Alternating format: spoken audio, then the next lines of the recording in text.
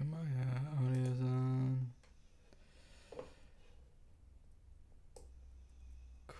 Cool. Currently live. Alright. Just gonna get right into it tonight, I think. Well, real quick, we'll review the modes real quick, because we kind of just finished that up yesterday.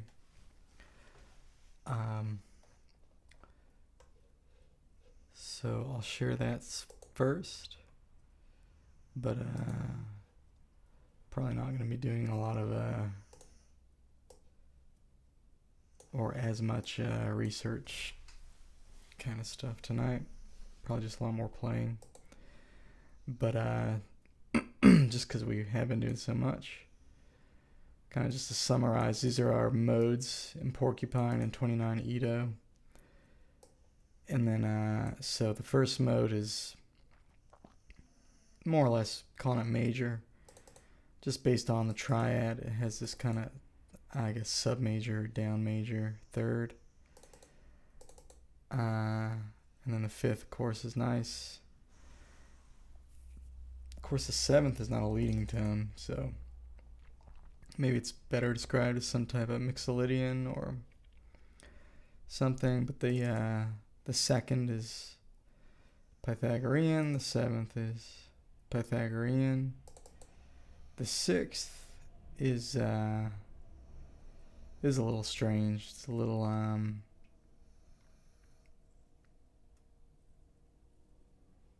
flat, I guess. I think, wait. This sixth is the inversion of this 331. So this is a vice-tertial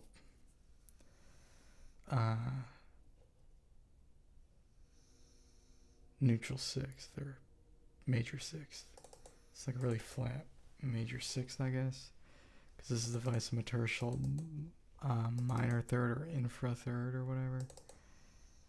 So this would be like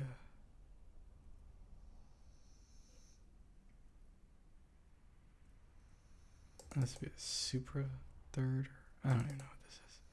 And this would be a anyway, I don't know the specific terms, but I wonder if I can look that up. So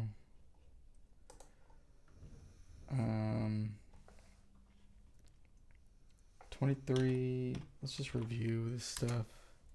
So the 2319, we'll just review all the theory in the beginning, just because we're pretty much done with it. So the 2319, that's what this 331 is really close to, so I'm calling it that.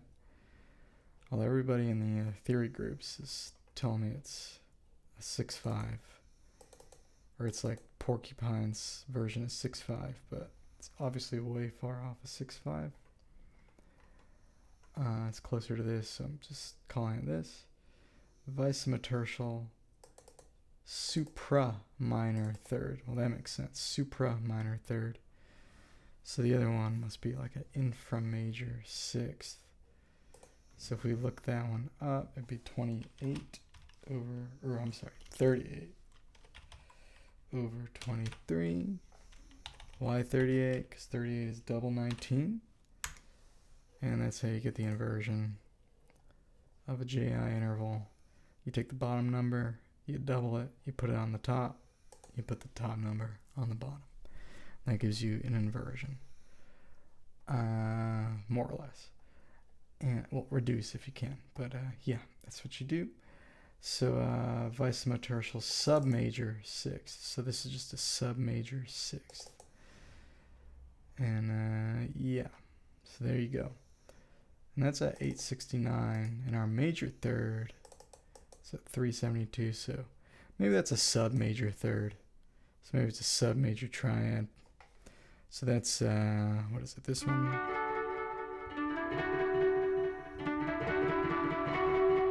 So that's our sub-major triad.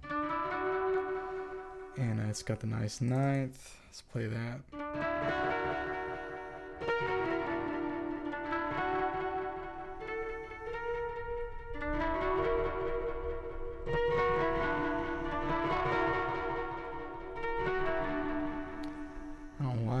F doesn't sound that nice. Did I load up the right, no. I did not. Alright, hold up. That sounded cool, but that's not correct. Here we go. There we go. So that's that sub major with that nice Pythagorean ninth. It's actually a little sharp, a little bright compared to a 12 veto. That's way better. Okay, so then vanilla. All right, so that's what I'm calling that. So even though it doesn't have a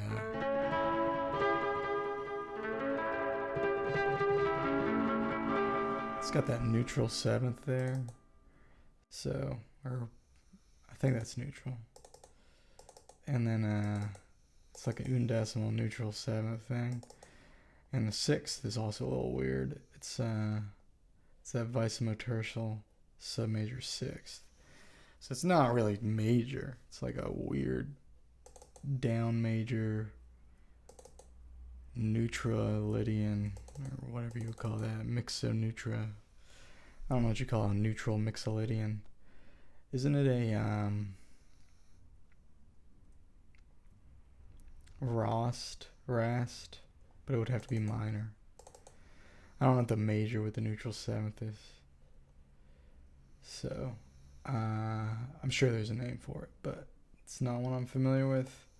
I'm sure these all have good names. I'm just not familiar with any of them. Actually, you know what?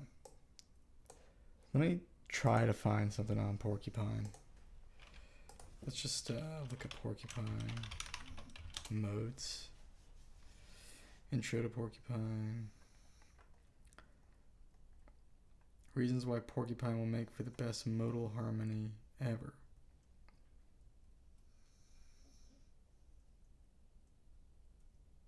The 7-note moss of Porcupine is great, but it lumps all the consonant chords together at one end of the scale.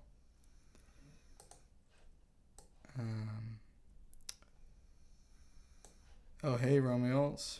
romeolz says, I made it. School's out for today and tomorrow because of national holiday, so I'll probably catch a stream tomorrow. Oh, that's cool. Awesome. Nice to see you have returned. Yes, so kind of did all the improv over the different modes. So I'm kind of just trying to ramp up the theory on Porcupine right now, at least for now. But I do have like a ton of questions and stuff, so I'm reading a little bit. I don't want to do too much of that though.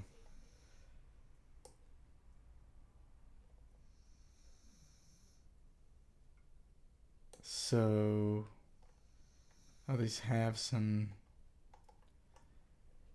Porcupine modes have some names here. So theirs don't match up.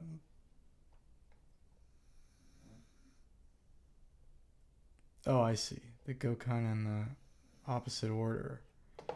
So these go top down. These go top. Then you jump straight down and go up. But they are the same. They scoot the big step over one at, which that actually makes sense.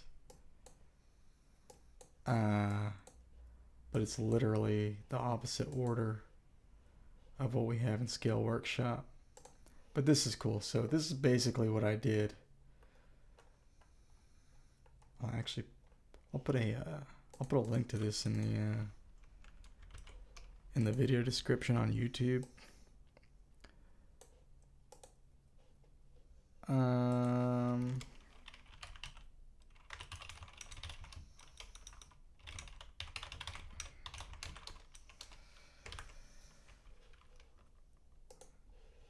So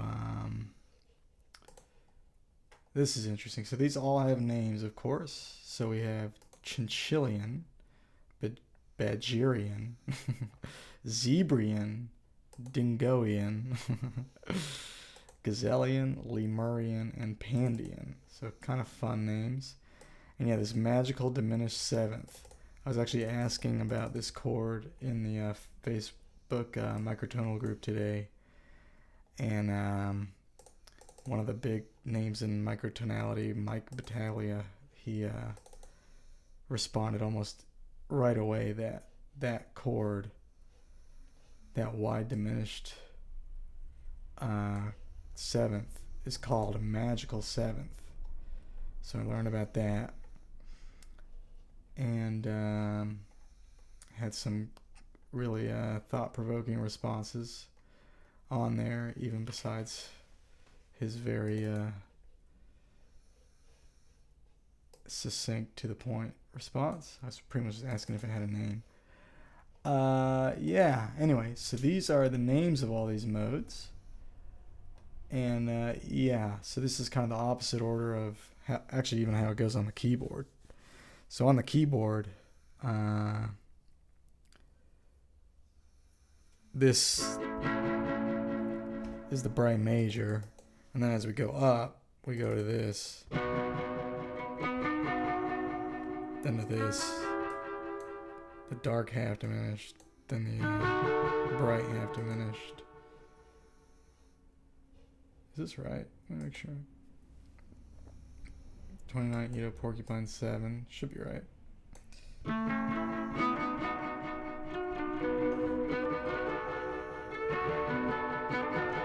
So yeah, that's the magic.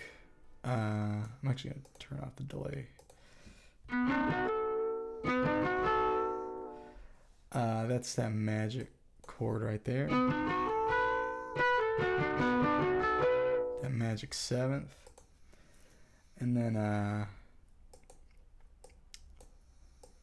the dark diminished, dark half diminished, then bright half diminished.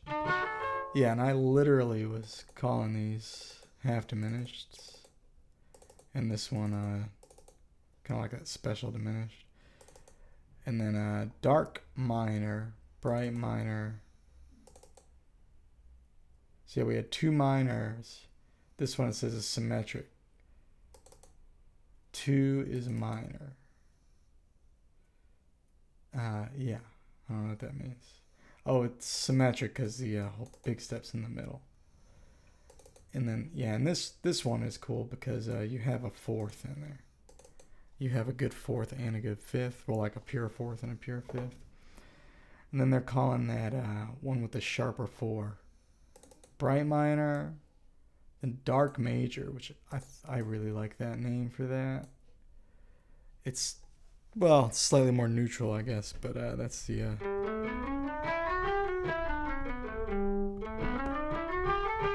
versus that. So you got that nice clean ninth on that one. On that one you get that really kind of neat and mysterious neutral ninth. All right, I just want to see if there's anything interesting or insightful on here about these. I mean, I'm sure there is. I'm not gonna scour this. I'm just gonna briefly look it over. Porcupine is extremely notable as being, in a certain sense, the simplest 5-limit temperament that is not supported by 12 Edo, and thus inherently zenharmonic, but is at least as good intonationally. To be precise, Porcupine temperament has the following properties. It is the simplest 5-limit temperament that is at least as precise as 12 Edo, and which is not supported by 12 Edo. So basically they're saying it's as in tune with the 5-limit as 12 Edo is. I think that's what that means. Obviously in the 3 limit it's slightly better, although basically matches. well, no. I'm just thinking of 29 right now. This is just talking about basic porcupine. So I don't really know. I haven't looked at like the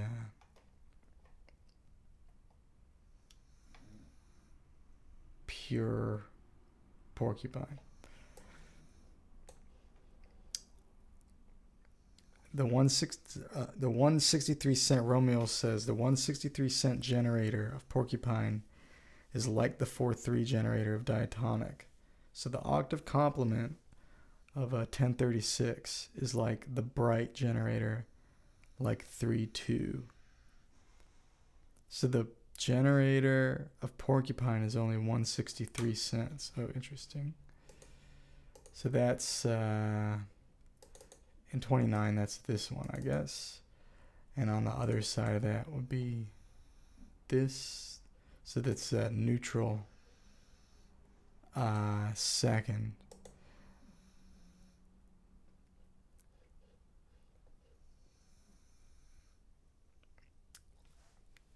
So the 1036 is the bright generator, like 3/2. So basically, like in 12, if you stack fourths, it's like a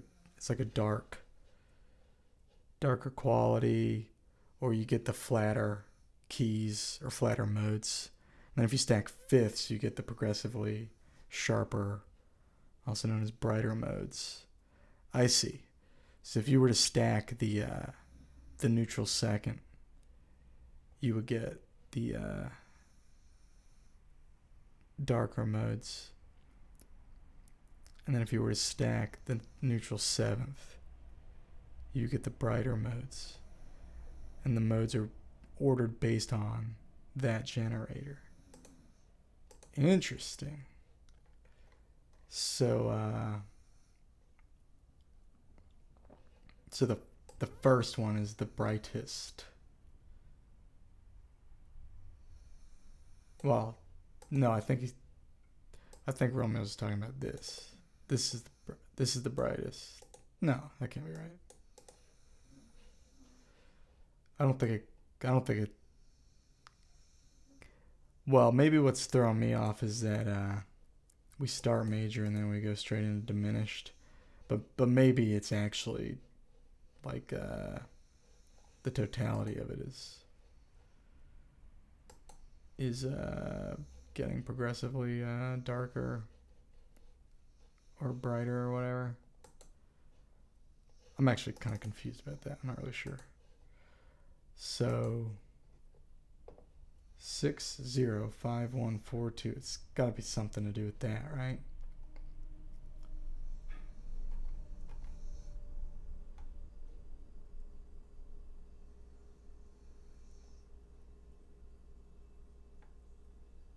The initial four modes contain the 3/2 from the root, while the latter three lack 3/2. Instead of it similar to like a quasi-diminished triad on the root. In order to remedy this problem, it may be fruitful to use other methods than triadic tertian harmony to build tonal frameworks in porcupine. Well, good luck. The scale's nominals can be named by the normal 7-tone alphabet starting on G. The brightest, so romeolz says the brightest is the long short, which is 4/3/3/3/3/3/3, like Lydian. Both stack only the bright generator. I think I get it now. I think I get it in that in Lydian. Well, so in every mode, the root is just the root, but then the second is either the major or minor, and the third is either major or minor, and so on. And in Lydian, everything, all the intervals are major. So you have major second, major third, and then the fourth is in fact augmented. So in this instance, the root would be sharp, and then it'd be the sharp version of all the intervals as well, I guess. that must be right. So so this gives you the majors, because so if you're looking at this chart, each one of these has a bright version and a dark version. And if you look up top, this one, right, yeah, the chart on Scale Workshop is in reverse. So this top mode, all the intervals are sharp, or they're the brighter version. They're not major if you're thinking like in 12-Edo, but maybe in like a Porcupine world, they're all the major versions. So then these on this second mode here, this actually belongs on the bottom, because every one of these is the dark version of the interval. Right. So if this top row were placed on the bottom, these would be in order. So that makes sense. That's interesting. So yeah, interesting. Yeah. I wonder why.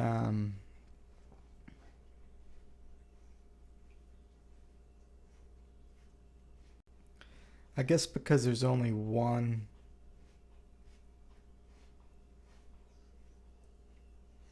I guess because there's only one of the large steps. I'm so curious why Lydian has 3 whole steps and a half step right in the middle, and then 2 wholes and a half, and that works out to be the brightest version of that.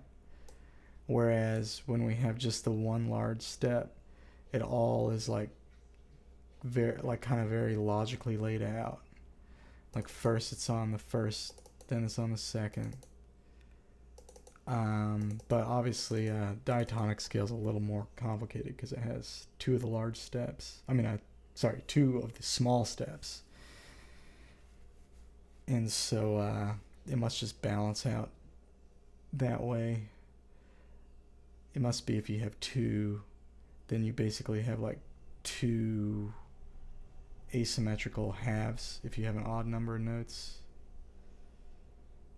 Or something like that. I'm just guessing. Honestly, I don't really know. But okay, so that makes sense. So if we look at our patterns here on ZenWiki, these are laid out properly, where all of these are sharp. Then this one is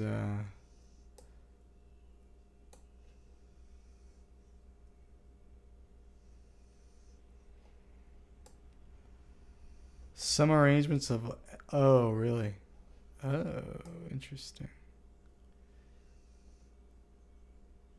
some arrangements of long and short are unreachable with only stacking an interval like 5 long 2 short.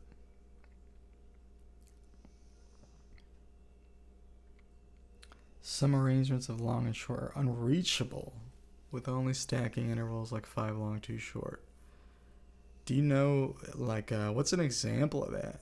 Because I'm trying to think about that in 12, and wouldn't it always be the case that you could just rearrange the steps?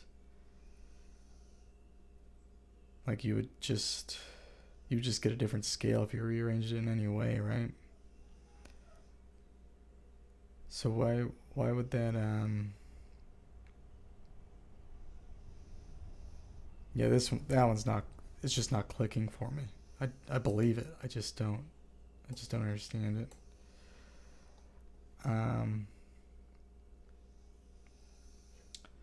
But I do want to, like, so the brightest one here is this bright major. So the second, for example, for example, romeolz says you can't get to the major third without going through the major sixth first when stacking fifths.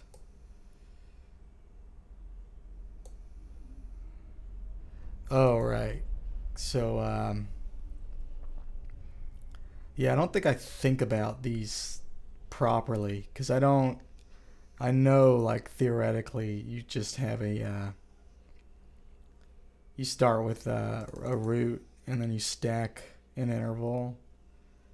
I guess you could stack it both ways or whatever, but you stack the interval to get all the to basically get the scale. Once it's octave reduced, you get the scale. So, for example, you can't get to the major third without going through the major sixth first when stacking fifths. So basically, if you have a major sixth, you also have a major third. So certain combinations. So if you were to just rearrange whole and half steps in a scale, it wouldn't necessarily be a moment of symmetry scale, even though it would just be a rearrangement of long and small steps. But something like basically like what is that? That'd be like a whole tone scale with like 2 half steps on the top to end it. That wouldn't be a moment of symmetry. So basically what you typed in here, long, long, long, long, long, short, short, or one extra long to that, but that would not, that wouldn't be a moment of symmetry scale because it would not happen from stacking fifths, basically, if we're still talking about 12 Ito. So, but that makes sense, because yeah, if you stack fifths, so if you go up, you get to the sixth, what is it, like 4/5 up or whatever?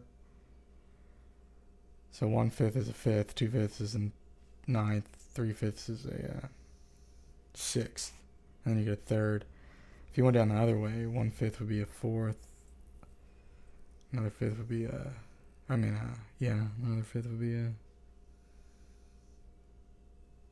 well, you get a different scale, but you'd be on a flat 4, a flat 7, then you'd be on a flat 3, but you wouldn't get the major third, then you'd be flat 6, but I guess you'd run out of intervals. You wouldn't even get a major scale, you'd get like a minor scale. So that makes sense. So,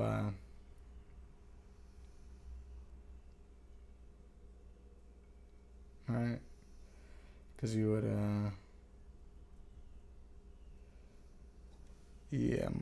so like if you went down fifths, you'd start on C, F, that'd be 4, you'd be at the minor third.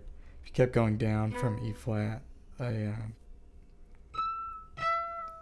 you would run out of fifths. You would just get a, what is that, Phrygian or something, if you just completely went down the other way. So so when you're thinking of Moss scales, you kind of have to think in terms of a generator. But in this case, your generator is a step, right? So the 10th, well, no, it's a neutral 7th if you're going up, and then it's the 163 if you're going down, or it becomes the 163 if you're going down, more or less. So, okay, that makes sense. So you're either going up neutral seconds or down neutral seconds. And, but okay, I see. So it kind of doesn't matter if you think in terms of 163 cents or 1036 cents. So is that, where do you know where that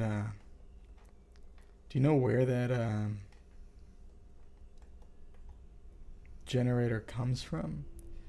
So maybe they explain it here.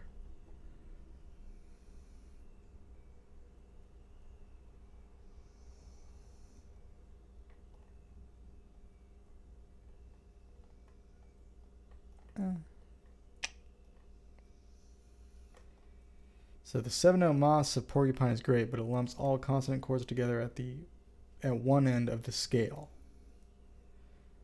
Right. So it's got the 2 majors and the 2 minors right next to each other. And then it's got 3 diminished triads in a row.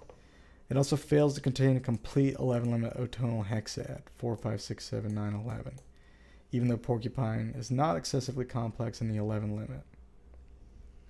Thankfully, unlike in mean tone, where the mod moss all reduce the number of consonant triads available, there are several mod mosses of Porcupine that contain an equal or greater number of consonant triads to the moss. These are highlighted in blue text below. So that's saying that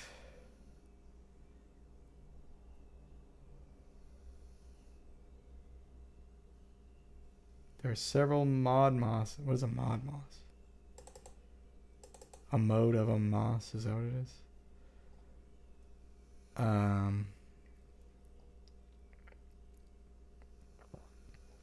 Providing much needed variety of possible chord progressions. Even better, some single alteration mod mosses make at least one full 11-limit hexad available, meaning 6 of the 7 notes of the scale can be sounded simultaneously and produce a consonant otonal harmony. The fact that Porcupine temperament provides not just one 7-note scale, but several that are equally rich in harmonics resources makes it extremely fertile for modal harmony. Well, that's kind of how we're approaching it. So I guess Mixolydian flat 6 is a mod moss. So Mixolydian flat 6 is a mod moss. So does that mean it's a so Mixolydian is a mode of diatonic. So flat 6 is just like so that's a modified moss, is that what that means? So you just change one note.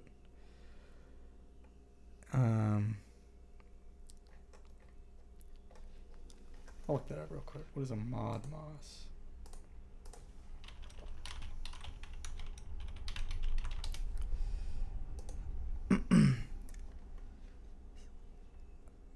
Okay. So romeolz believes that is the case as well. A mod moss, known as an altered moss scale, generalized the class of scales which are not moss. Yeah, okay, there we go. But which have been obtained by applying a finite number of chromatic alterations to a moss. So if you change one step size to another, or change the quality of one note or whatever. The familiar melodic and harmonic minor scales are example of mod mosses. Although these scales are not moments of symmetry, they can be obtained by applying one chromatic alteration each to one of the modes of the diatonic moss. A chromatic alteration means changing the size of an interval by increments of the moss's chroma, where the chroma is the difference between any pair of intervals sharing that same interval class. So if you change one interval by, in this case, the chroma would be, well, in 12, the chroma would be a half step. I mean, that's semitone, whatever, 12 eta step. And then I guess here it would be this guy. So anyway, I'm not doing any mod moss stuff right now in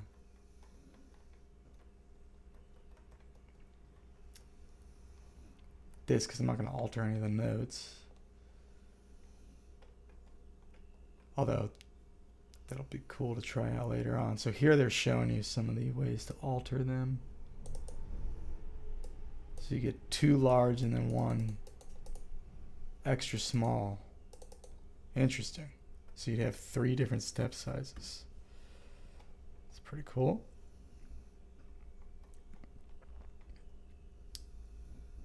Alright, I'm not going to look into all that. That looks too like just a whole other thing to do, which I'm not ready for. So yeah, anyway, okay. I think I'm going to start noodling around with this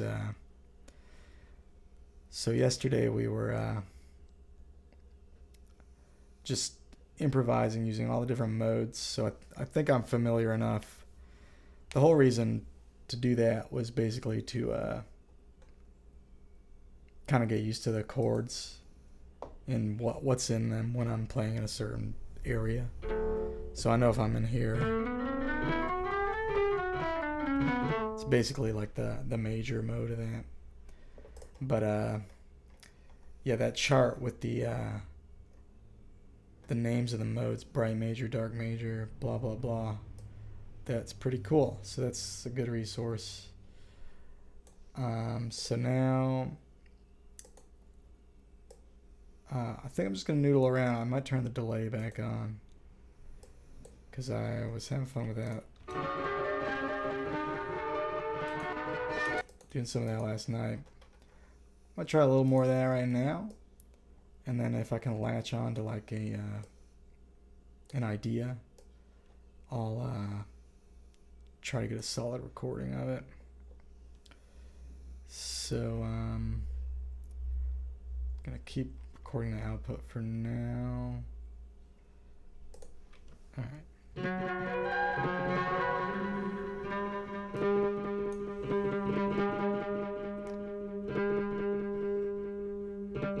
It's a little long.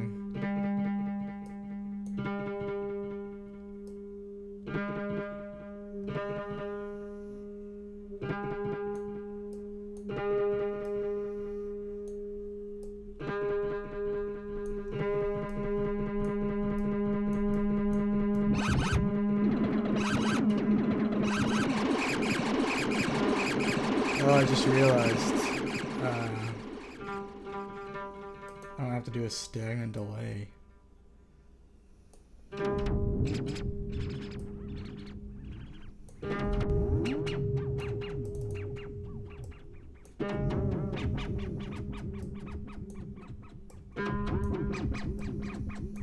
Can't tell you how many times I've sat with a delay pedal and thought, man, I wish I could automate this.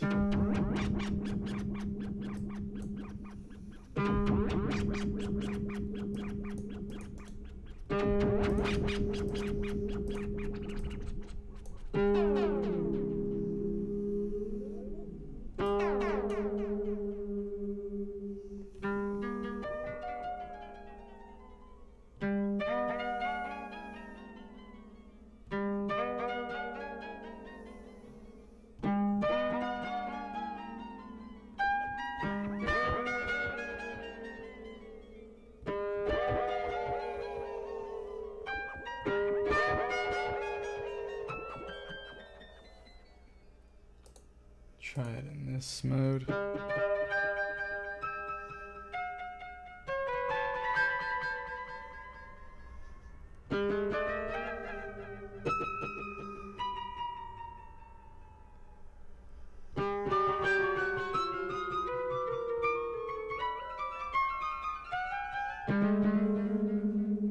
Maybe a little too much feedback with that extravagant delay.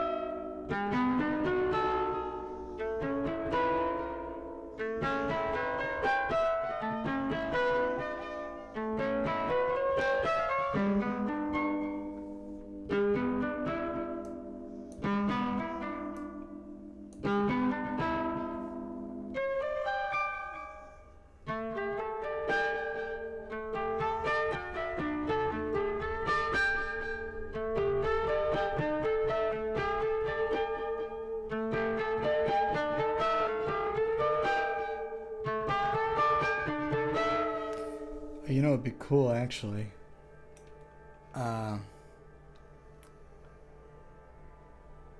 Would be to modulate this with the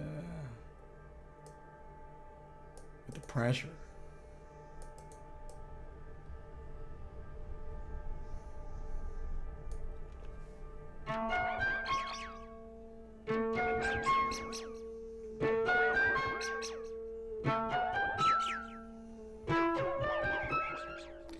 Kind of want it to go in the opposite direction.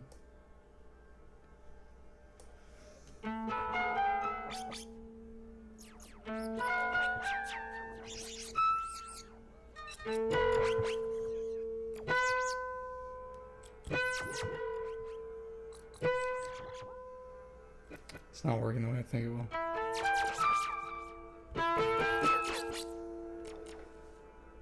It's not working the way I think it's going to.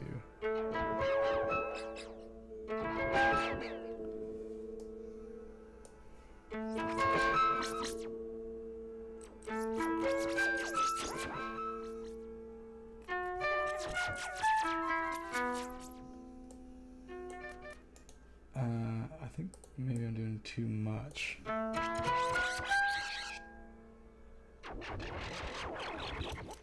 doing way too much. That's better.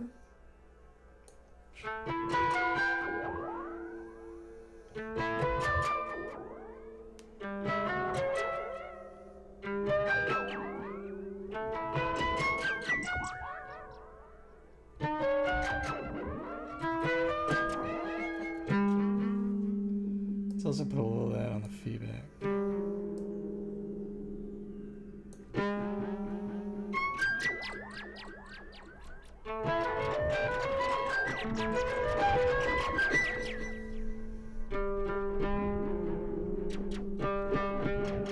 Maybe pressure is not good on that, but maybe velocity will be.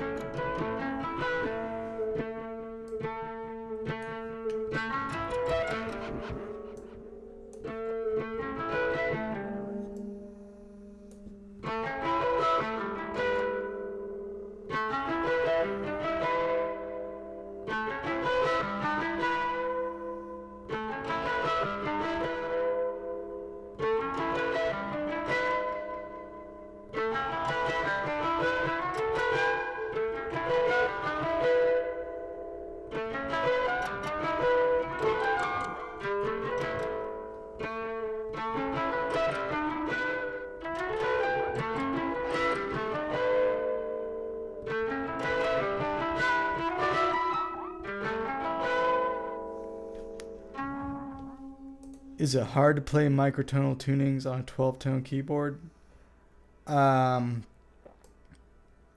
Definitely larger ones are harder. I've messed around with like 17 and 19 and 24 a little bit, and you definitely can get used to knowing what the intervals are and stuff, but I never spent enough time in any of them to really get good at playing in them. But smaller tunings, like 12 notes or less, are you still have to think about what you're doing. If it's not 12, if it doesn't map directly to the keyboard, if it's not a 12 note scale, you have to kind of like you have to transpose everything really quick. So I have to know that my octave is a fifth, and I have to be able to know that like so all my thirds are here of that, and it's not easy to do that on the fly, but I have gotten better at it.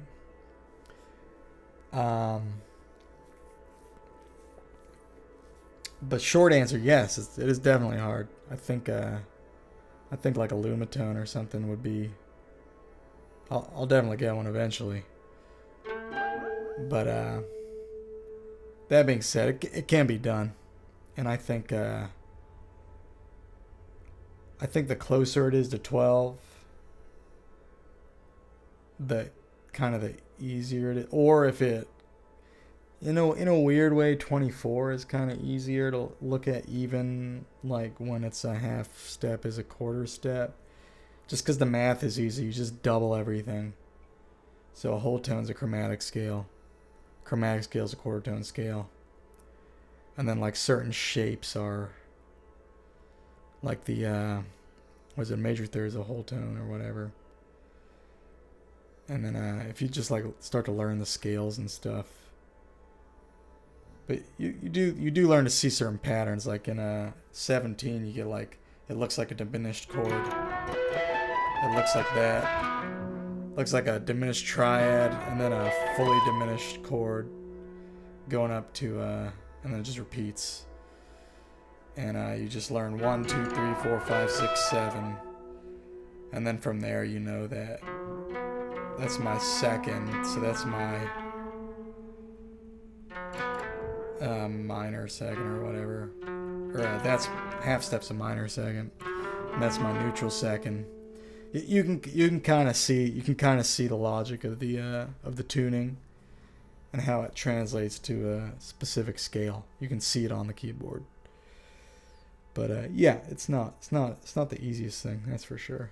And I'm not really good at playing in that way. I would love to play something isomorphic. I intend to get a lumitone, but it's a big purchase, so I gotta save up for it. But I've played some guitar, so I know what it's like to just move shapes around.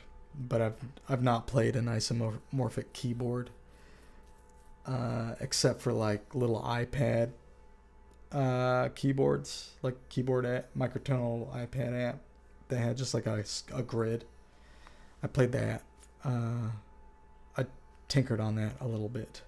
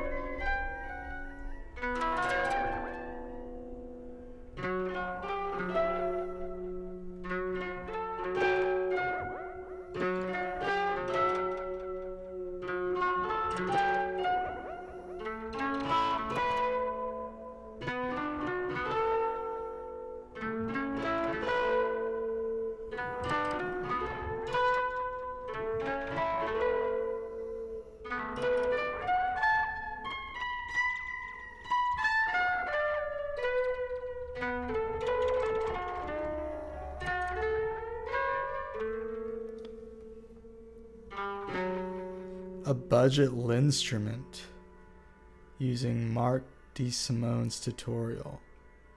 Never heard of it. I might check it out. I really want to get a lumitone. I'm scared that if I don't get one, something's gonna happen to the company and they're gonna stop producing them, and I'll never get one. So hopefully that never happens. But it's extremely expensive. I honestly, I wish they would lower the price, but I don't think they're going to. And it would be really nice if a company like Roland or Korg would just go ahead and put out put out an isomorphic microtonal keyboard. Just do it. Even though it's a niche thing, just try to, I wish one of the bigger companies would try to capitalize on it, because they could make a quality instrument and it could actually have sounds on it, and it would work, and it would probably be much more affordable than like a Lumitone. And I mean, kudos to Lumitone for doing it, but I mean, it's crazy to have to spend $4,000 on an instrument that doesn't even produce a sound. I mean, it's debatable if it's even an instrument. I'm not saying anything about the quality of it, or of the build, or the playability or anything like that, but obviously once you like set it up and get it going, it's amazing. I've seen so much amazing stuff with one. But I mean, for $4,000, it should make you toast, It should make you coffee if it's not gonna have a sound on board, It's a lot of money. But anyway, I still intend on getting one. But yeah, there's been so much great gear that was, kind of a niche thing all throughout history, that it comes out and it's awesome, and if you don't scoop it up, it's next thing you know, it's gone forever. So I'm scared that's going to happen with Lumitone. And who knows when there will be a similarly powerful keyboard, isomorphic keyboard, with that level of customizability and so yeah, I want to get one.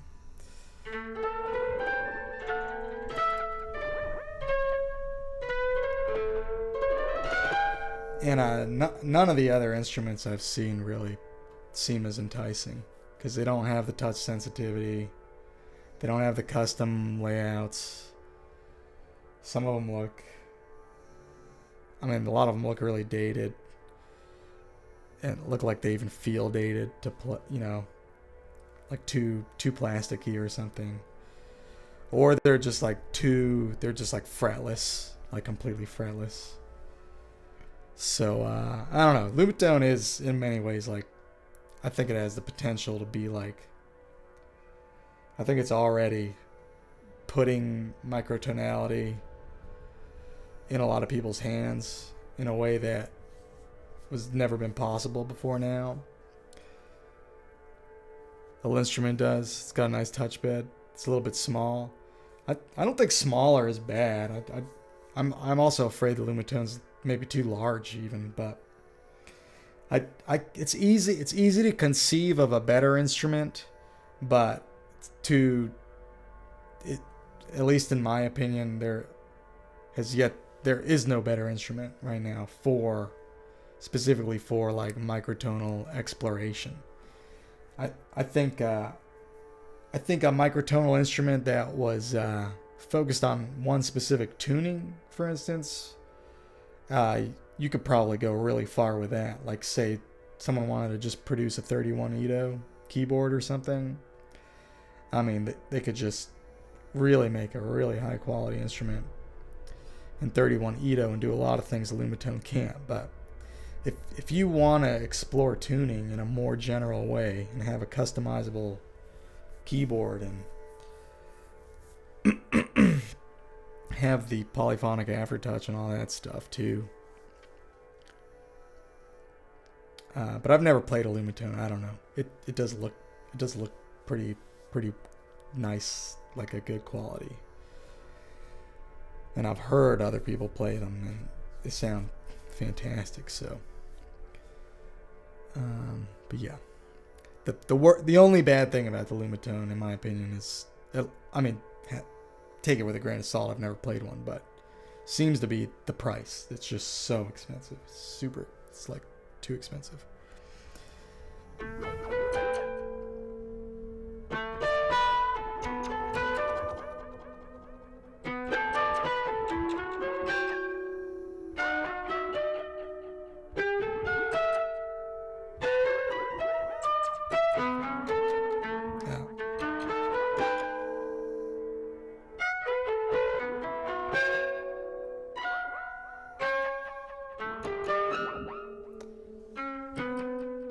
Curious what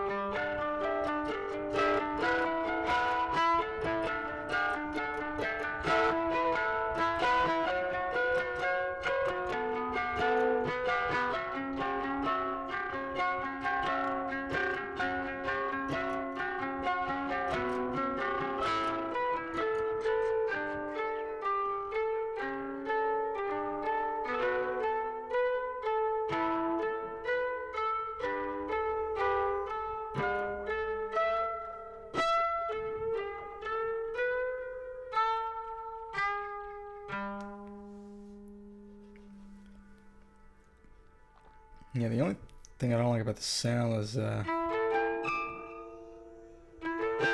I guess the biggest thing I don't like about the sound is these little squeaks. They sound like little scrapes. It's a pretty small issue, but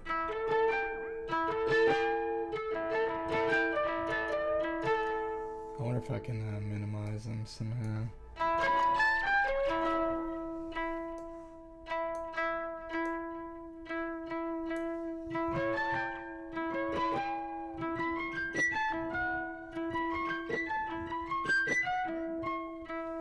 When I put the filter on, it seems to just... Oh, first of all, you have it on notch. Maybe I should just...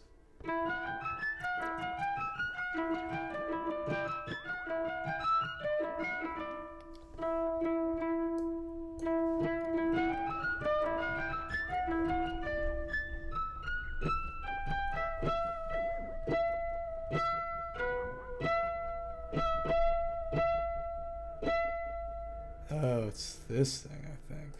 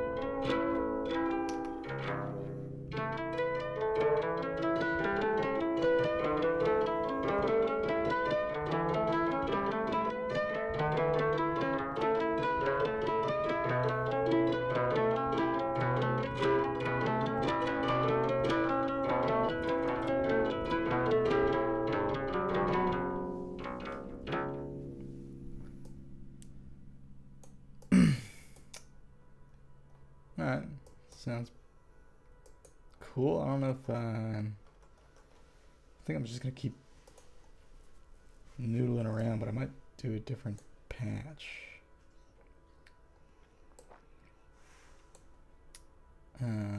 Let's see. Maybe I'll just load up a different. Maybe I'll try to do like a pad kind of thing again.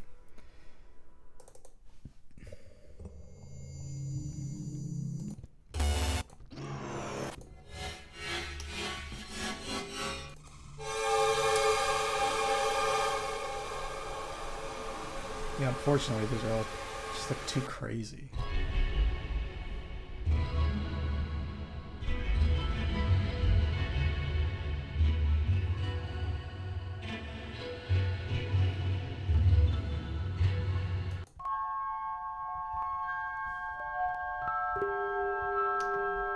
That's not too crazy.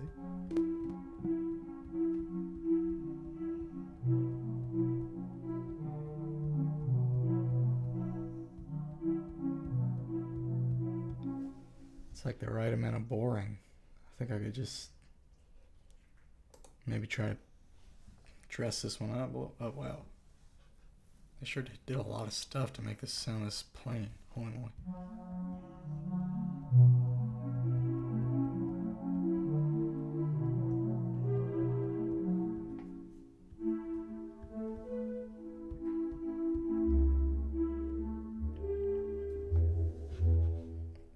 Let me check on, okay.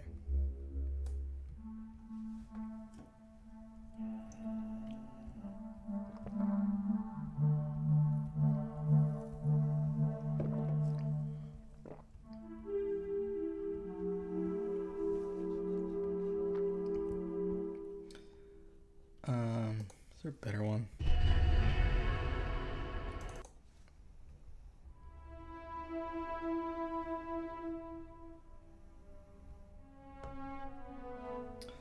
Yeah, I don't like these. I don't like these pads. Alright. I haven't really listened to the key stuff too much.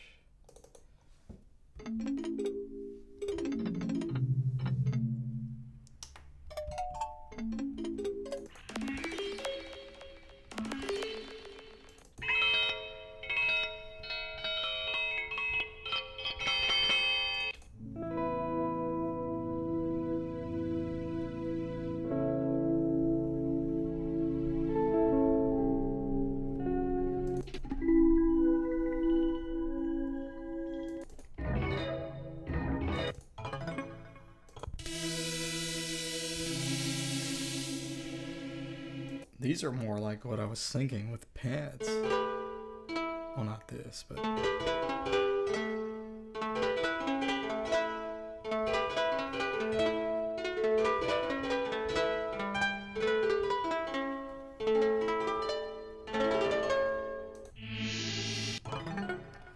Maybe I'll try this.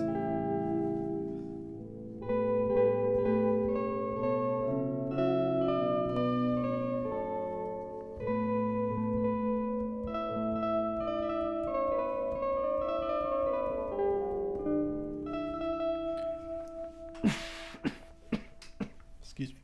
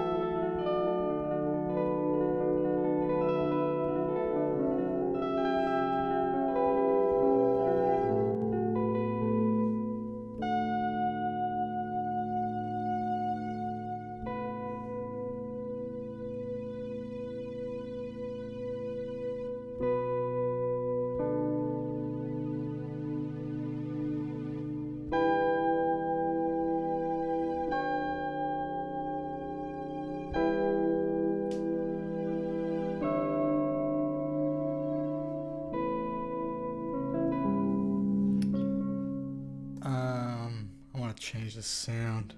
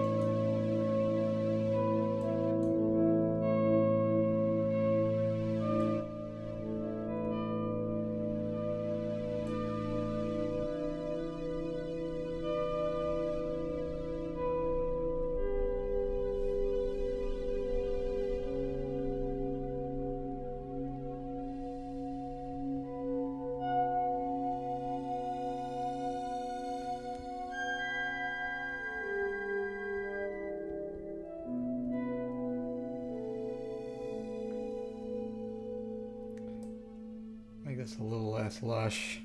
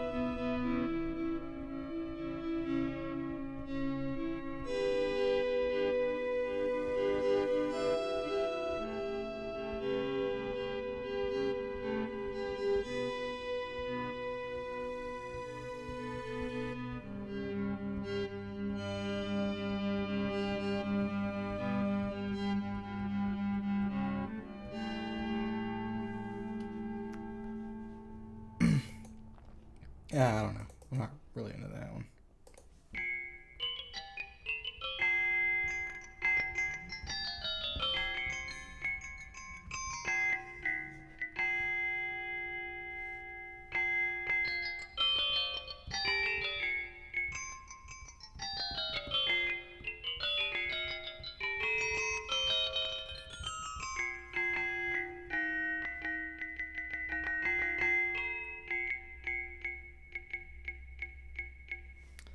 I have to admit, this is pretty interesting.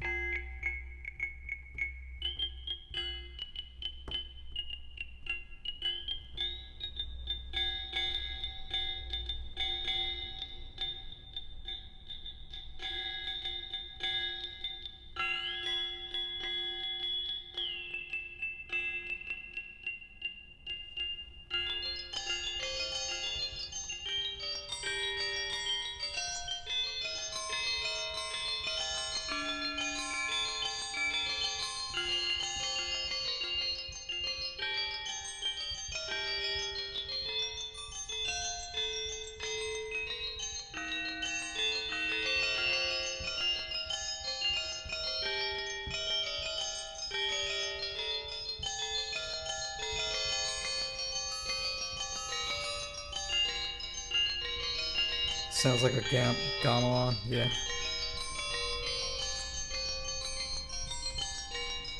It does, yeah.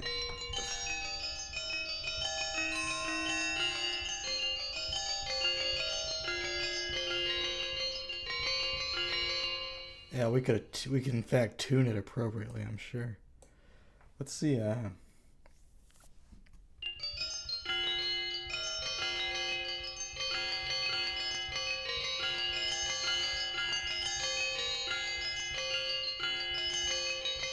what is it called? Paylog or something? Let me look that up real quick.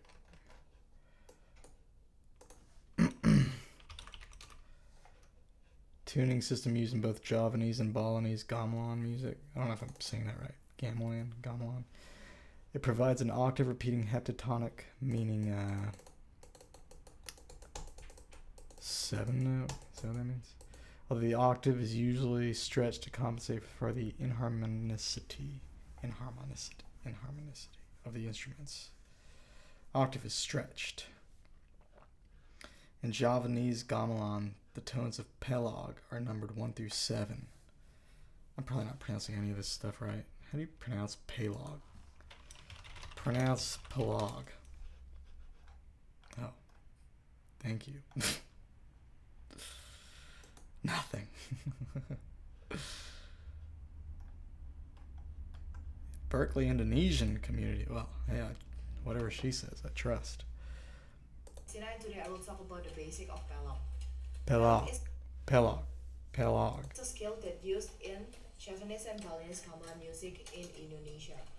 So because there's a lot of kind of Pelog, but today we will focus. Alright, so I guess our ceramic VST I mean our ceramic patch on Vital is deserves Pelog. Pelog. I still don't know how to pronounce it.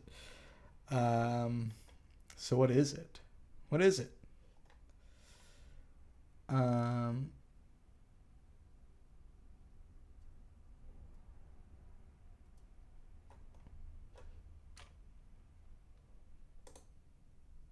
Yeah, tuning is a little vague. Tuning varies considerably, but on most Javanese sets one would encounter the US, the pairs 1, 5, 2, 6, and 3, 7 are roughly fifths. 1, 2, 3, 5, 6 with an emphasis on 6, 2 or... Wait, what? Focus only on the Pelog side P2. Pelog side P2, which means a 7 notes Pelog. It's a mode that if we translate it into the Western music, it will be a Phrygian mode. Phrygian? No, we're not doing that. I know there's more to it than this. We're just going to stick to Porcupine. That was not satisfying.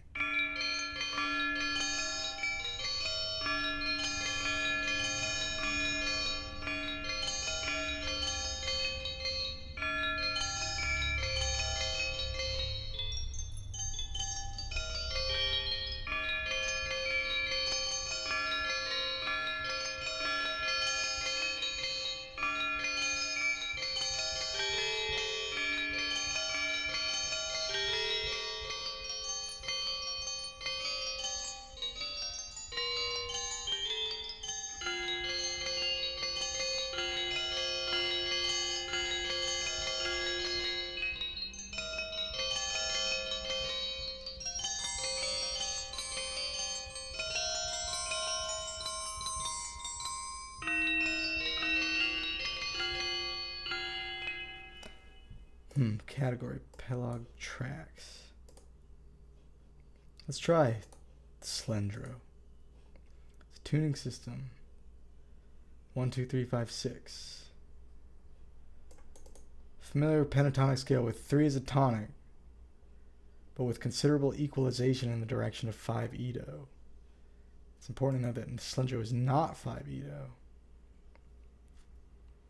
There are 3 pathet, or modes of Slendro. Slendro Manuro emphasizes 2 and 6 with an enemy tone of 5, and Slendro Songo, 5 and 1 with an enemy tone of 3.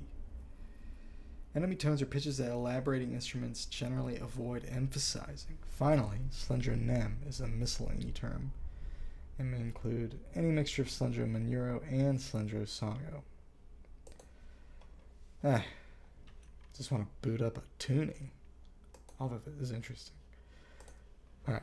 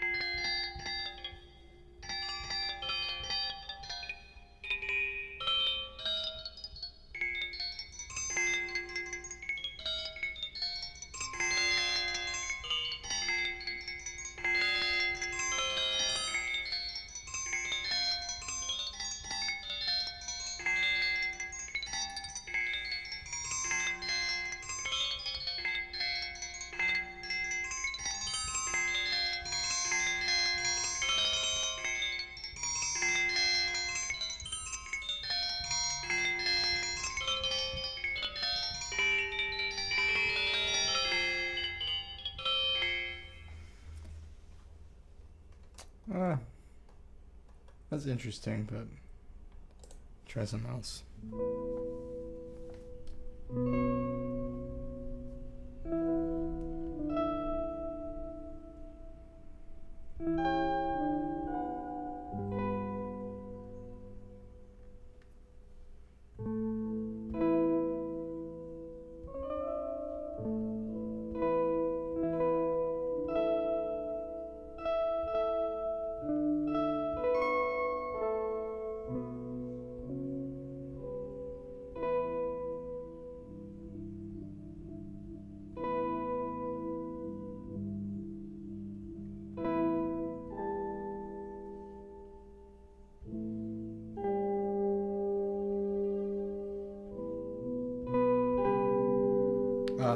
This key station, yeah, it sounds nice.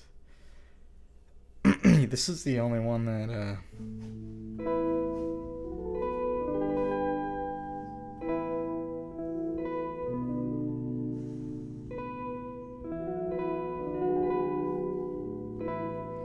or maybe not the only one, but this one I feel like you can just start playing it.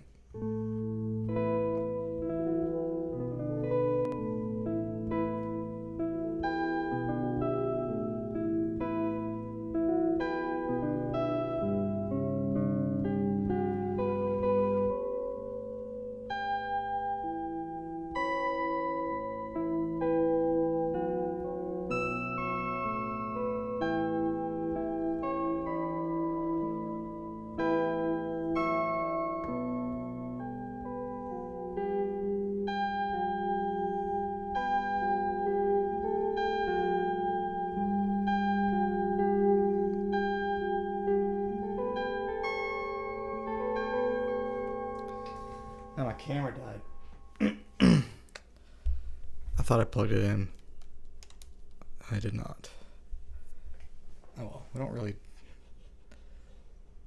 need it.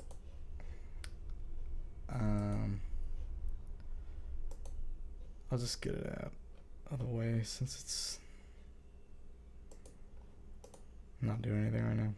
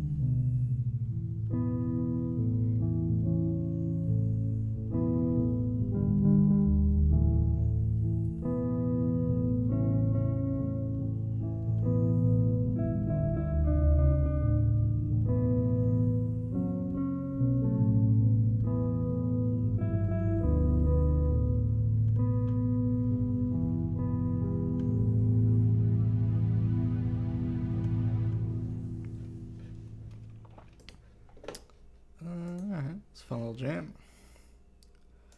What happened to my? Yeah, it's a nice preset. All right, How long have we been going? Hour and a half. I might go a little longer. I'll try to do one more little jam. Probably gonna wrap up pretty soon though. I'm gonna get my camera to turn back on. Let's see.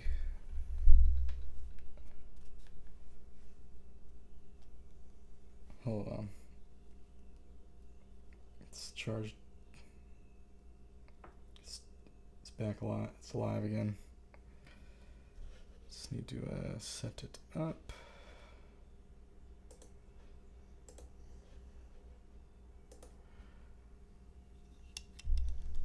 All right.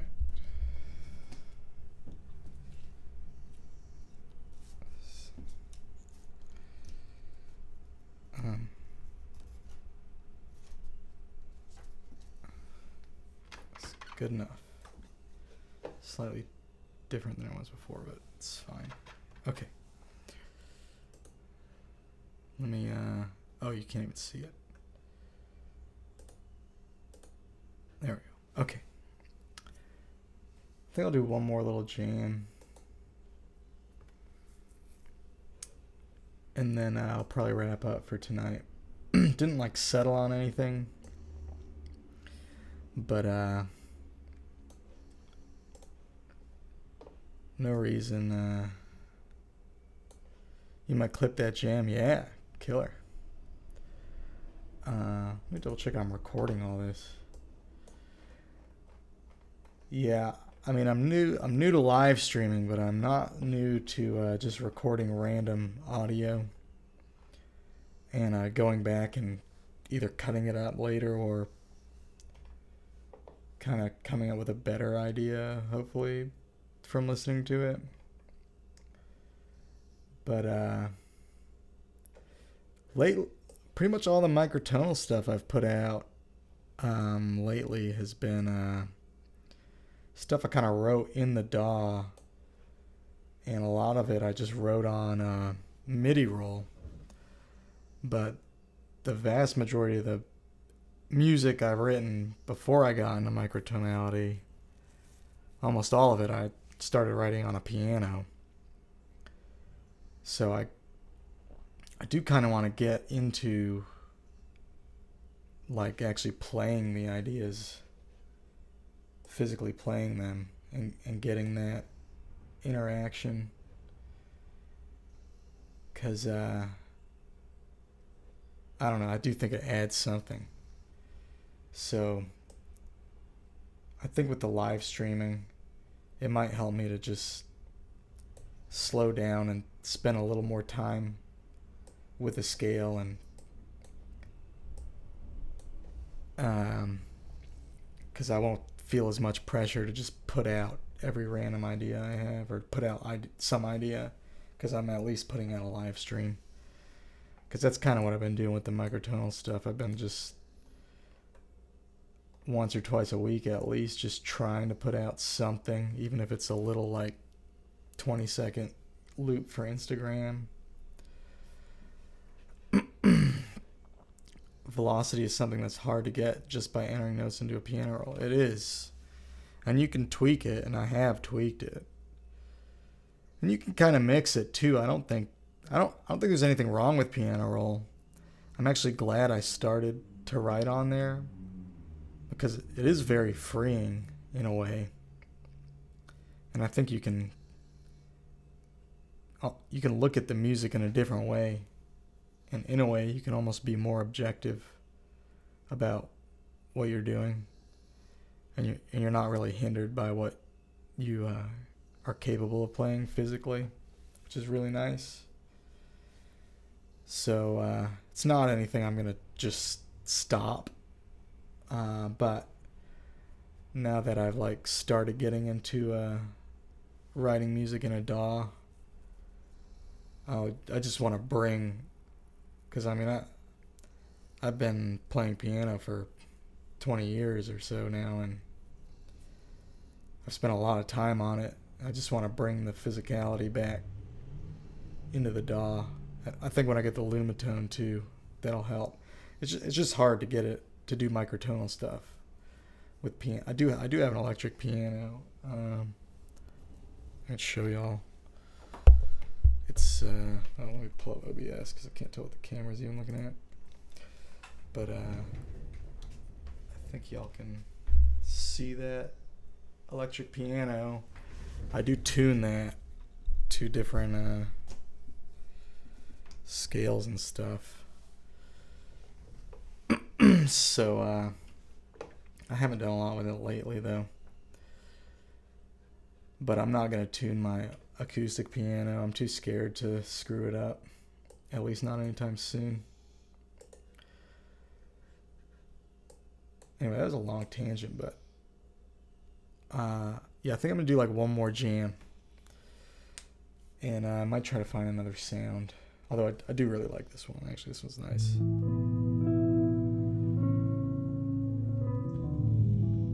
Actually, what I might do is just try to tweak this because I do really like this.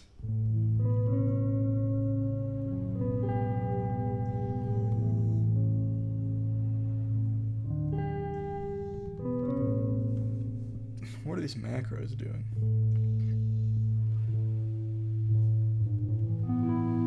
That's kind of cool.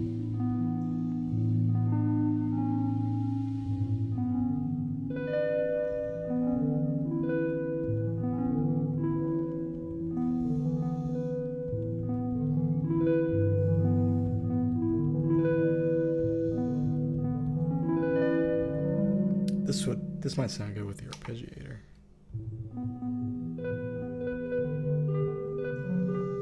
A little slower.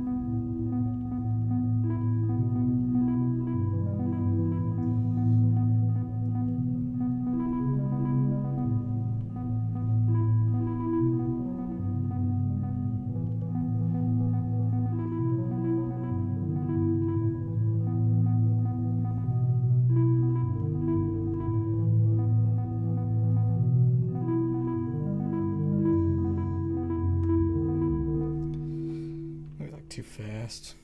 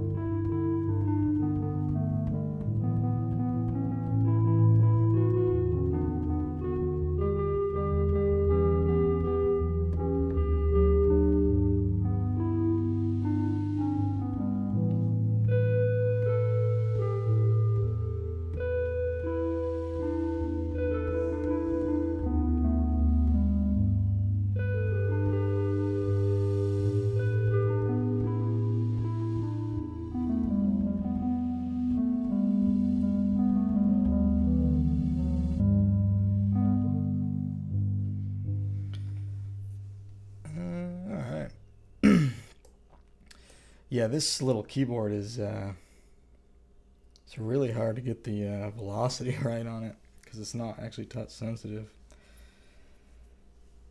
I know I can get used to it, but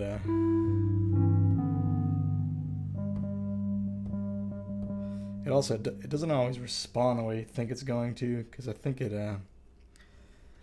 measures the amount of your skin that is making contact with it. So even though you might hit it harder, it unless hitting it harder happens to make more of your finger actually touch the keyboard, it won't actually increase the velocity. So it's like sort of, it's almost like you have to angle your fingers the right way. And doing stuff with your thumb is like really weird. Just because just that little bit of skin wants to hit the key with your thumb. I don't know, that doesn't seem to be an issue. Maybe I don't understand it really, but it definitely doesn't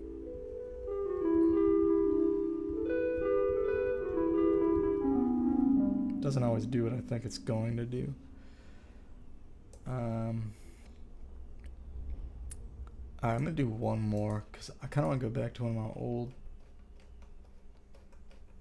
to that sound I was doing earlier. Maybe try a different version of it because I like those guitar sounds. I had this thing earlier. And I had changed it so that the delay was a little different.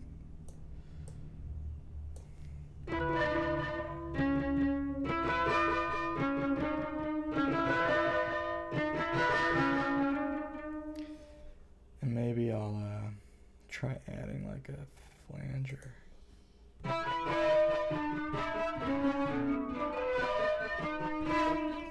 I'm gonna do that. Let's take off the delay. I don't even know if this is gonna sound. I don't think I've ever used a flanger in my life. So I don't even know what it does. I guess it's kind of like a cone filter.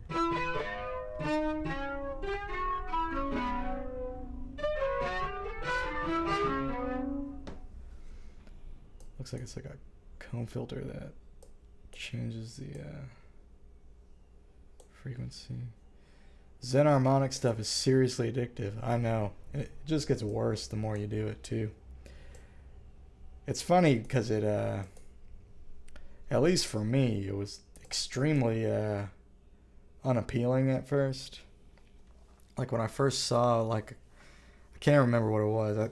It might have been like a Jacob Collier video, but I want to say like even before that, I saw some video of somebody just like on their computer comparing. But the video I always think of is like, I remember there was a video of Jacob Collier showing the JI like chords on one of his synths and like showing the harmonic seventh and being like super enthusiastically like, this is so different from a a regular seventh or whatever, and just like in his usual fashion just being like extremely excited about it.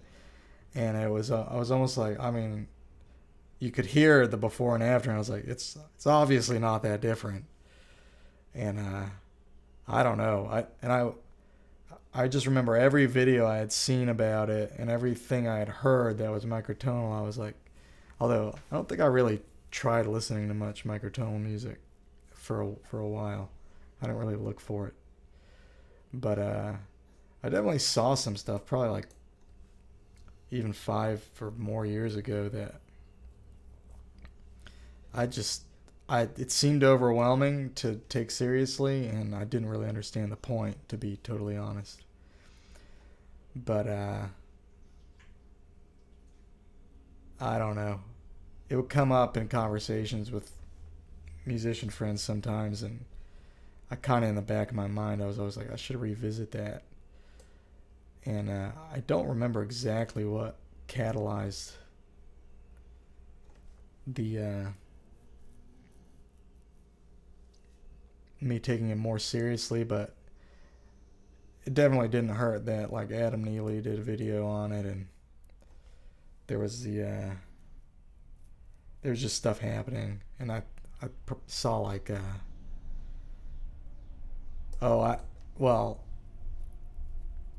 that Mercury was it Mercury Tree album in 17. That was the first time I like heard an album that was completely microtonal, and I was like, this can actually be done, because that was like a style I'm more familiar with. Like I love like progressive rock and kind of experimental rock stuff, so I think that the fact that they did an album and it actually sounded quite good and was very intriguing, and the Zen harmony like added to it. It didn't seem like why didn't you just do it? It didn't sound like out of tune, basically. Like I could tell it was just enhancing the experience and not detracting from it. That really got me just convinced it could work and that I could do something with it. And then the more I do it, the more addicting it becomes. I'm to the point now where I like kind of get really bored. Well, that's a lie. I don't really get bored playing 12-Edo stuff, but I definitely don't get the same kind of I don't get the same kind of stimulation, I guess. It doesn't, like microtonality scratches a specific itch for sure. Technically, I was unaware of my first exposure to microtonality. I heard some chiptune family tracker thing in the background of a video and fell in love with it. And over 5 years later, I found out that it's in quarter comma mean tone. Oh, that's interesting. Yeah, I wonder even. I wondered back on certain things I've listened to and that I noticed was different harmonically. Seemed like, I probably arrogantly thought I knew what was going on, but in the back of my mind was also like, what is going on, There's definitely this like NPR like background music to one of their shows. I can't remember what it's called, but it's really quirky. And now that I've been doing Zen stuff and hearing a lot more Zen stuff, and I'm just more familiar with the sounds, like I do wonder if that thing is actually Zen. But also there's so much like unintentional microtonality, like in like the synths and stuff, like the warbly synths, and I don't know. I think the time is definitely kind of ripe for it, or is ripening.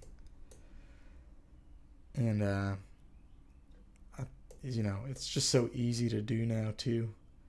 And synths sound so much better now, like just in general. Like you can get it, like Vital's free, and like so many of these sounds are actually like just awesome. And I don't know, just in the box are just awesome. And like Surge is free, and it's not bad either. And they're both extremely powerful synths, and you can easily do microtonal stuff with them. Back in the whenever like Wendy Carlos had to like have like giant modular rigs and stuff just to make sounds that were like probably not even half as good as the free ones we get now. I don't know. It's just so different now. That it's never been convenient until very recently to be a quote unquote microtonalist.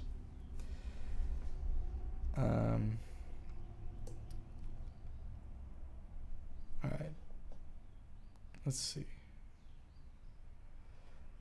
How long have I been streaming? It's been about 2 hours. I'm gonna real quick, just let's see. All that needs to happen is that a noticeably Zen harmonic song goes viral on TikTok. Yeah, I mean, more or less. I mean, yeah. Or like, just some big artist. Yeah, absolutely. It could start a big domino effect. I mean, yeah, I think obviously like they're more niche, but they're still influencers like ZROs and the Here Between the Lines guys, and then there's that guy in Invalids, Blair Benzel, or Blair's that girl in Invalids. All those people are gonna like, I don't know. They've already influenced a lot of people, and I think they'll continue to. And yeah, all it'll take is like just one mainstream artist to do something with it. But with that, with the popularity of artists like Jacob Collier, and even man, I can't remember that guy's name, but he's he's a brilliant pop artist, but he's very into the theory and stuff. I can't remember his name, but he's super famous. I don't know why his name is not coming to me. But it might not be that guy in particular, but just someone, just an enthusiastic music nerd, or someone open to microtonality. I mean, it's already pretty well known that at least in the kind of Zen build, that Aphex Twin has done custom tuning stuff, and that guy helped with Max MSP and all that. So I don't know. There's definitely people involved who are very kind of big in the music world that are gonna help it to catch on. And I don't think it's gonna take a whole lot of pushing or influencing or any of that. That's just how things start. I think over time, people will just, as it gets progressively more convenient. Right now, there's still a pretty steep learning curve to really get involved, but that's gonna get less and less over time, because people will start designing instruments that are meant for a specific tuning that'll be easy to access, and then all it takes is some teenagers or whatever, just some musicians to noodle around on a kind of friendly microtonal instrument and actually come up with cool sounds with it, and then they'll just want more. But yeah, a bit of a shame the Zen Wiki is hidden behind so much jargon. Yeah, I mean, to be fair, I mean, there is a place for all that. I mean, there is a lot of it's just a big empty unexplored dimension right now. So there's a lot of theorizing and stuff that needs to be done to even make sense of it. We're just that's kind of where we're at. But I think it is progressing to be more of a thing people do and less of a thing people talk about doing, or it's becoming less of just a mathematical fascination and more of a artistic fascination. So that's definitely what it is for me. And I do think I do kind of like the vastness and the complexity of it, just because I do find that appealing. And sometimes I kind of miss that in music.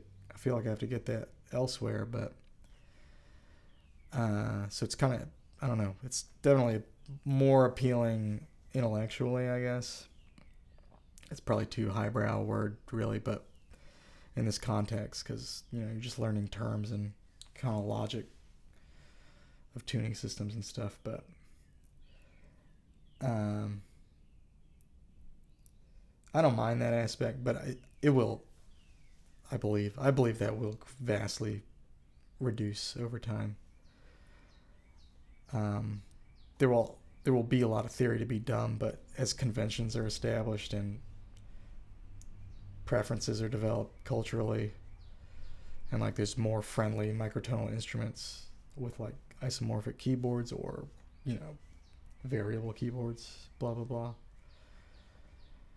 Because the thing is, if most people don't want to be overwhelmed with just this endless vacuum of choice, that's not appealing to most people. I think to a lot of us involved in this, it probably is appealing, but that's not that common. It might be more common than I think it is, but I don't think your average musician or average person is really that interested in like having to figure everything out, basically, which is kind of how you feel if you get involved in microtonality. Even right now, but again, it gets better and better. Like it's easier now than like if it was still 10-15 years ago, I probably would not get involved in this at all. It'd be too much work for too little like too few concrete results. You wouldn't be able to record anything. I'd have to like build my own instruments, or have to deal with synthesizers whose timbres I couldn't appreciate. Yeah, I do think this is a good time for it, and kind of an exciting time for it. And it's neat to be at what could be the cusp of something, because maybe 150 years from now, microtonality will be just another, tuning in a very general sense will just be another dimension of music, which technically it is already. But right now, it looks and feels like a unexplored frontier, which is exciting. But eventually, it could very easily just be just another aspect of a song or a style or whatever. It doesn't have to be a big deal, but that's why it's I think culturally we're in a good spot with it. It was a bit intimidating at the start, but the Itos are a great place to begin. Yeah, for me too. I definitely I think the first time I actually like made anything microtonal was I had this little iPad keyboard. I can't even remember what it's called. It's like micro something keyboard, and it had like I don't know, it just had a bunch of Itos on it. And you just set the Ito, and it was just all on a grid, and it had like 9 different really basic, not great sounding synths, but it had like one that I was like, I can work with this. And I just pick a Ito and like noodle around on it. And at first I was just like, what? Like, it's just confused and like it was bruising my brain and my ears. But I start noodling around and like just come up with like a little pattern, and I'd be like, that's actually not that off. It kind of sounds neat. Like it's something about it is curious and interesting. And yeah, it's the thing. It's very intimidating in the beginning, or just seems, not only intimidating, it might seem even just pointless. That's how it seemed to me at first. But once you get some exposure to it and get those positive experiences with it, then it can just completely spiral out of control. So I'm very grateful for it too, though. I definitely it's probably the first time in my life as an artist where I felt like caught up in something that was happening outside of myself, I guess. Like caught up in and like actually genuinely interested and passionate about it. Like I've been passionate about music my whole life, but I was always just, I don't know, just kind of doing what I was, I try to like innovate and create what I would consider to be like worthwhile art. But I don't know, I never really gave a shit about what was happening. Never really cared about like any of the trends, any of the genres, anything like that.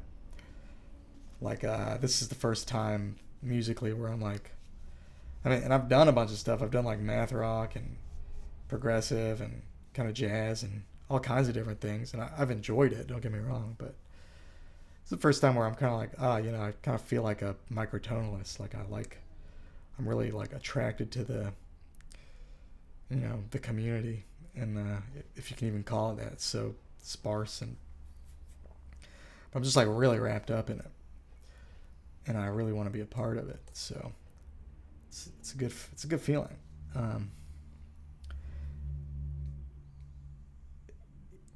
It completely got rid of my writer's block, romeolz says. Imagine the clickbait titles from that. Get rid of writer's block with this one simple trick. Yeah. Truly, yeah. I mean, it really it gives you a lot to do, that's for sure. But yeah, I don't know, like everything I was doing before I was getting in, like literally like at the point where I started getting into microtonality, my music I've been writing just progressively gets more and more like a diary, basically. And now I feel like even if it's neat to feel like you're kind of contributing to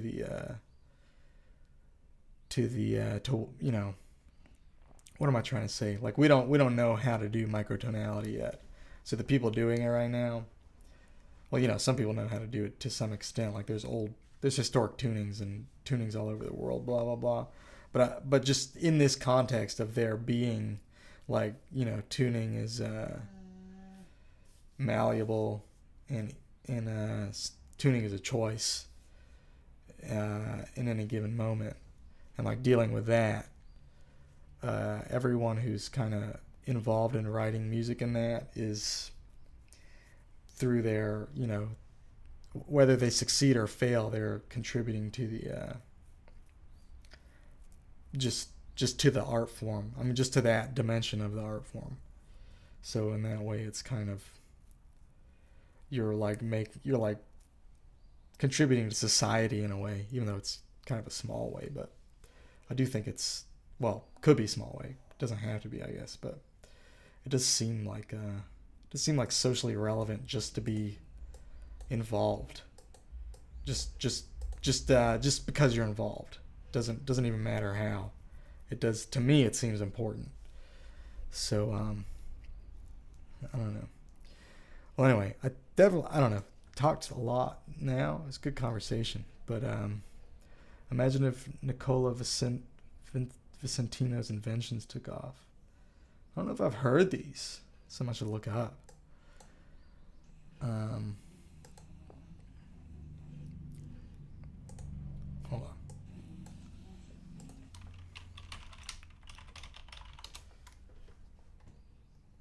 on. Old composer. Oh, and 31 Ida. Oh, that's cool.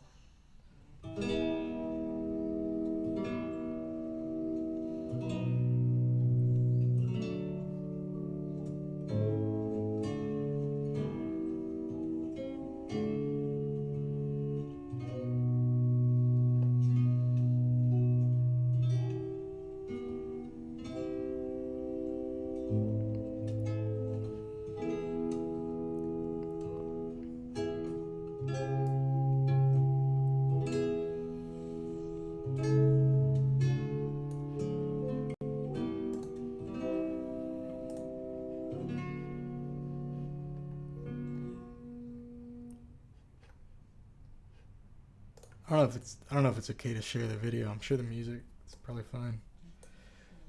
I don't really know though. All right. Anyway, I think I'm gonna stop there. I need to actually need to go to bed pretty soon. But yeah, this was a good stream. I think more people watched the stream than any of my previous streams. And romeolz, thank you for hanging out. It's really nice having you to chat with. And just I don't know, very good stream. But anyway, yeah, I think I'll be back tomorrow night. Well, almost like 95% sure I'll be back tomorrow night. And I think I'm just gonna keep going with Porcupine. If I have any ideas between now and then, or even if any of y'all want me to look at something, I definitely am open to it, open to suggestions. But yeah, I think I'm gonna keep jamming in this. It's a lot easier for me to kind of not rush into writing something since I'm streaming it. So I think I really just want to kind of jam on this for a little while. I'm not going to spend forever on it, but might spend a week or so. Just, 4 concurrent viewers, pretty nuts. So this is it's definitely a highlight for me so far. So very nice. Thank you all for watching. And anyway, I'll be back tomorrow. I'm going to do more jamming in 29, probably sculpting more sounds. Maybe a good goal for tomorrow would be to come up with some kind of a loop. Just some kind of a loop. I was sort of in the back of my mind hoping to do that tonight, but maybe we'll get that going tomorrow. All right, anyways, nice chatting with y'all. And y'all have a good rest of your day. Figure out how to... Oh, there we go.